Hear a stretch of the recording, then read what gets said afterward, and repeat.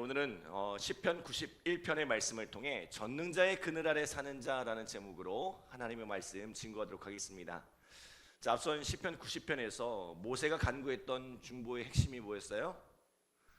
우리에게 우리 날 계수함을 가르치사 지혜로운 마음을 얻게 하소서. 우리 인생의 유한함을 깨닫고 우리 인생의 연약함을 깨닫게 하셔서 우리의 참된 거처가 되시는 하나님을 의지하는 마음을 갖게 하라는 것입니다.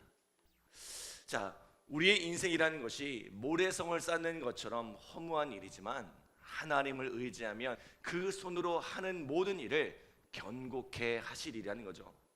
사랑하는 여러분, 오늘 우리의 인생이 풀어버리면 날아가 버리는 모래성을 쌓는 인생이 아니라 하나님께서 그 손으로 하는 모든 일을 견고케 하심으로 그 손으로 하는 일마다 열매를 맺고 그 손으로 하는 수고가 대대손손 견고하게 세워져 가는 은혜가 함께하기를 간절히 기도합니다. 자, 오늘 이어지는 시편 91편은 그렇게 지존하신 하나님, 전능하신 하나님을 내 인생의 거처로 삼고 그 그늘 아래 살아가는 자에게 주시는 하나님의 보호에 대해서 말씀하고 있습니다. 여러분, 하나님의 돌보심 안에 살아가고 계십니까? 주님 안에 살아가는 인생은 안전합니다. 우리의 인생길에 여러 가지 환난과 고난이 있지만 주님께서 우리를 지켜주시기 때문입니다. 자, 그렇다면 하나님께서 우리의 삶을 어떻게 지키시는지 오늘 말씀을 통해 함께 살펴보기를 원합니다. 자, 우리 3절로 7절 말씀 함께 읽겠습니다. 3절로 7절 시작. 이는 그가 너를 새 사냥꾼의 올무에서와 심한 전염병에서 건지실 것이미로다. 그가 너를 그의 깃으로 덮으시리니 내가 그의 날개 아래 피하리로다. 그의 진실함은 방패와 손방패가 되시나니 너는 밤에 찾아오는 공포와 낮에 날아드는 화살과 어두울 때 퍼지는 전염병과 밝을 때에 닥쳐오는 재앙을 두려워하지 아니하리로다. 1000명이 내 왼쪽에서 10,000명이 내 오른쪽에서 엎드러지나 이 재앙이 내게 가까이 하지 못하리로다. 아멘. 자, 우리는 인생을 살아가면서 여러 가지 환난, 고난을 만납니다. 이것은 하나님을 믿는 우리에게도 예외가 아닙니다. 어떤 고난은 사냥꾼의 올무와 같이 찾아옵니다. 우리가 대비할 새도 없이 생각하지 못한 곳에서 생각하지도 못했던 때에 갑작스럽게 찾아오는 고난이 있습니다. 우리 권사님들이 그러더라고요. 우리 목사님은 너무 돌다리를 두들겨 간다고. 그래서 문제라고. 그런데 그렇게 돌다리를 두드리면서 가는데도 모든 고난을 다 대비할 수가 없다는 거예요. 생각하지 못한 고난, 뜻하지 않은 고난을 만나더란 거예요. 또 어떤 고난은 심한 전염병같이 찾아오는 고난이 있습니다. 충분히 대비를 하고 열심히 맞서보지만 우리의 힘과 능력으로는 도저히 막아낼 수 없는 불가항력적인 고난이 있습니다. 이 IMF와 같은 국가보도 또 전쟁과 같은 일들은 우리의 힘으로 도저히 어찌할 수 없는 일이에요. 또 그 모진 풍파에 휩쓸려 갈 수밖에 없습니다. 그러나 뜻하지 않는 고난이든 저항할 수 없는 고난이든 전능자의 그늘 아래 하나님의 품 안에 살아가는 자는 어미새가 그 어린 새끼들을 품에 품어서 보호하듯이 하나님께서 그 깃으로 덮으시고 그 날개로 감싸 보호하신다는 거예요. 오늘 우리가 그런 주님의 품 안에 거하고 있는 줄 믿습니다. 특별히 하나님께서 그 진실하심으로 우리를 보호하신대요. 여러분, 진실이 뭐라고 했죠? 혹시 기억하시나요? 히브리 원문에 보면 에메트라는 단어를 사용하는데 에메트 기억나세요? 자, 이것은 성실로도 번역된다고 했어요. 자, 에메트는 그 말씀하신 바를 반드시 지키시는 진실함을 뜻하기도 하고 그 말씀을 지키기 위해 쉬지 않고 일하시는 하나님의 성실을 뜻하기도 한다고 했습니다. 자, 그러니까 하나님께서 그 품 안에 거하는 당신의 백성을 지키기 위해 성실하게 일하신다는 거죠. 자, 하나님은 당신을 의지하는 백성에게 방패와 손방패가 되십니다. 이 방패는 앞에 전신을 가려서 앞으로 날아오는 무기를 막아줍니다. 또 손방패는 하늘로 쳐들어서 위에서 날아오는 화살들을 막아줍니다. 그러니까 방패와 손방패가 되신다는 것은 하나님께서 어떤 방향에서 찾아오는 공격도 빈틈없이 막아주신다는 거죠. 자, 이번에 중동에 수출됐던 이 천궁이라는 이 무기가 96%의 명중률로 미사일을 방어했다고 극찬이 쏟아졌죠. 그러나 하나님은 1%의 오차도 허락하지 않으시고 100% 모든 공격을 물샐 틈 없이 막아주신다는 거죠. 또한 하나님은 밤에 찾아오는 공포와 낮에 날아드는 화살과 어두울 때 퍼지는 전염병과 밝을 때 닥쳐오는 재앙도 막아주신대요.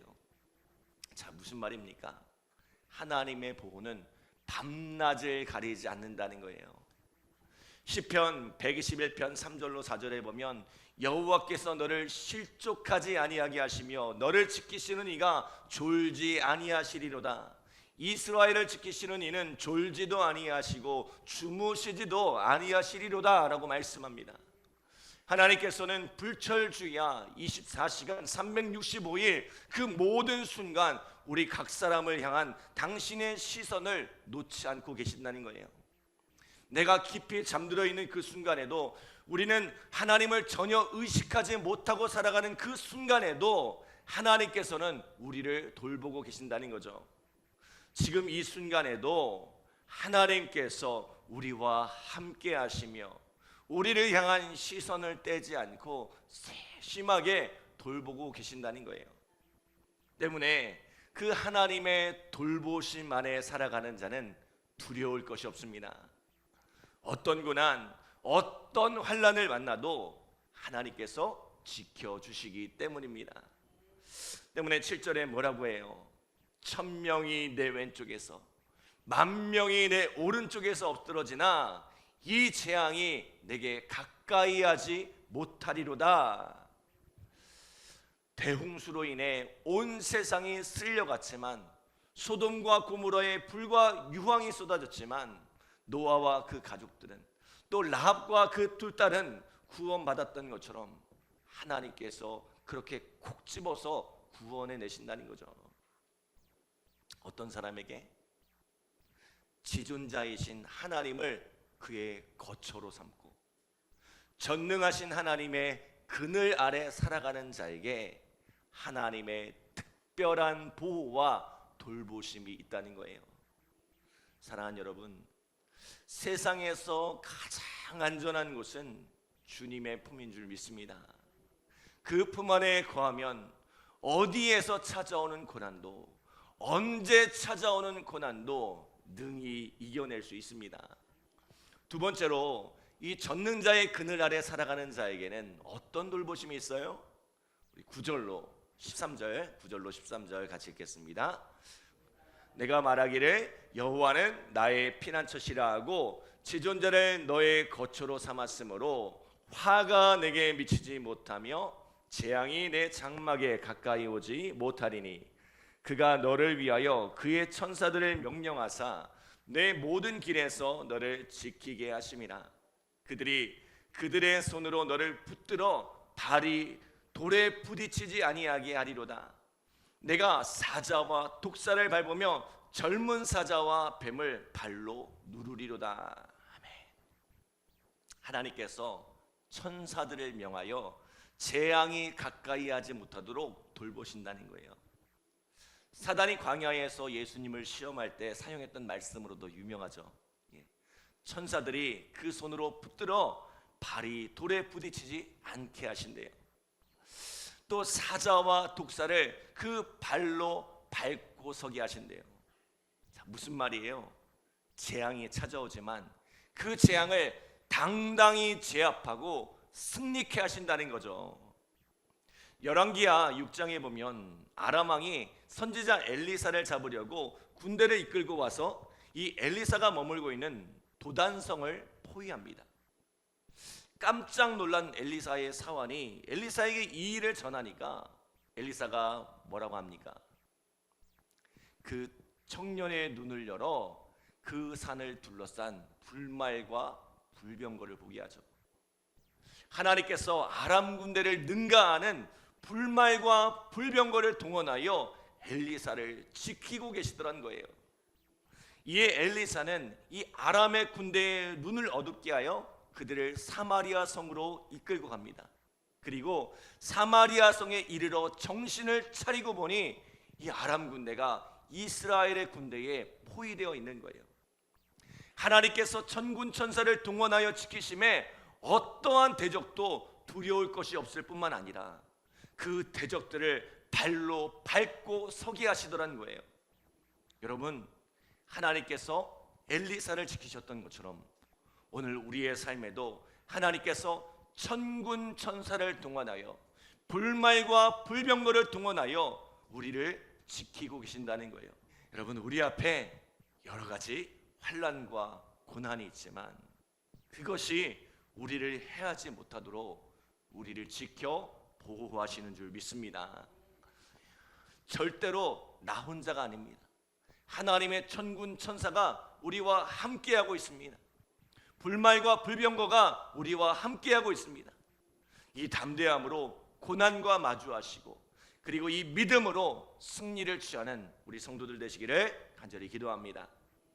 자, 마지막으로 전능자의 그늘 아래 살아가는 자에게 하나님의 축복이 임합니다. 자, 우리 14절로 16절 말씀 함께 읽겠습니다. 14절로 16절 시작. 하나님이 이르시되 그가 나를 사랑한즉 내가 그를 건지리라. 그가 내 이름을 안즉 내가 그를 높이리라. 그가 내게 간구하리니 내가 그에게 응답하리라. 그들이 환난 당할 때에 내가 그와 함께하여 그를 건지고 영화롭게 하리라. 내가 그를 장수하게 함으로 그를 만족하게 하며 나의 구원을 그에게 보이리라 하시도다. 아멘. 하나님께서 환난과 고난 중에 있는 우리들을 건지실 뿐만 아니라 어떻게 하신대요? 내가 그를 높이리라. 내가 그를 높이리라. 그리고 영화롭게 하리라. 그리고 장수하게 하시며 만족하게 하며 당신의 구원을 보이시리라 말씀하세요. 고난 뒤에는 반드시 하나님의 축복이 기다리고 있다는 거예요. 그래서 이 고난을 변장된 축복이라고 이야기하죠. 하나님께서 우리의 삶에 고난을 허락하시지만 그 고난을 능히 이겨낼 수 있도록 그 날개 깃으로 품어 보호하시고 또 천군 천사를 동원해 보호하실 뿐만 아니라 그렇게 그 모든 고난을 이겨낸 후에 마침내 그 고난 너머에 있는 하나님의 축복을 만나게 하신다는 거죠. 다윗이 10여 년의 세월 동안 사울에게 쫓길 때에 얼마나 비참한 시간을 보냈습니까?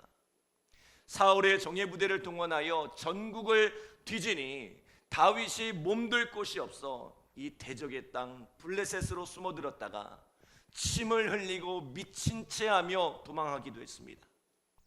사울의 보복이 무서워서 누구 하나 다윗을 돕지 않고 홀로 수많은 죽음의 위기를 넘길 때에 하나님께서 그를 돕고 하나님께서 그를 지키사 마침내 그 모든 고난을 이겨냈습니다. 그리고 다윗을 높이사 이스라엘의 왕이 되게 하시고 가는 곳마다 승리케 하셔서 모든 부귀와 영광을 누리게 하셔 그의 생에 복을 주시고 그 자손들을 축복하사 마침내 그 뿌리에서 인류의 구원자이신 예수 그리스도가 나게 하십니다. 이 놀라운 구원의 역사를 보게 하셨던 거예요. 오늘 우리의 인생에도 이러한 복이 임하기를 소원합니다. 하나님을 나의 거처로 삼고 그분의 그늘 아래 살아가기를 힘쓰고 있습니까? 그분의 그늘 아래 살아가면 하나님께서 진실로 우리를 돌보시고 천군 천사를 동원하여 돌보시는 줄 믿습니다. 그리고 마침내 그 고난을 통과한 후에 하나님께서 예비하시는 놀라운 축복을 누리게 하십니다. 사랑하는 여러분, 오늘 나는 어디에 거하고 있습니까? 어디에 거하기를 힘쓰고 있습니까? 지존하신 하나님을 나의 거처로 삼고 전능하신 하나님의 그늘 아래 살아가는 우리 믿음의 성도들 되시기를 간절히 기도합니다. 기도하겠습니다. 하나님 감사합니다. 오늘 우리를 사랑하여 주셔서 주의 날개 아래 품으시고 그 그늘 아래 살아갈 수 있도록 우리의 발걸음을 인도하여 주심에 감사드립니다. 오늘 우리가 그 주님 안에 거하기를 소망하여 하나님 이 새벽부터 주님 앞에 나왔사오니 주님 우리를 품어주시고 우리를 눈동자같이 보호하시는 하나님의 손길을 경험하게 하여 주시옵소서. 하나님의 진실하심이 우리를 돌보게 하시고 또 천군 천사를 동원하여 우리를 지켜 보호하여 주시되 하나님 이 모든 고난 중에서 승리하게 하시고 영화로운 삶을 누릴 수 있도록 주님 역사하여 주시옵소서. 오늘 이 새벽에 역사하시는 하나님의 놀라운 은혜를 경험하기를 소원합니다. 간절히 부르짖고 기도한 우리 모든 성도들 가운데 응답하여 주시고 또 열매 맺게 하여 주시옵소서. 감사드리며 예수님의 이름으로 기도드립니다. 아멘.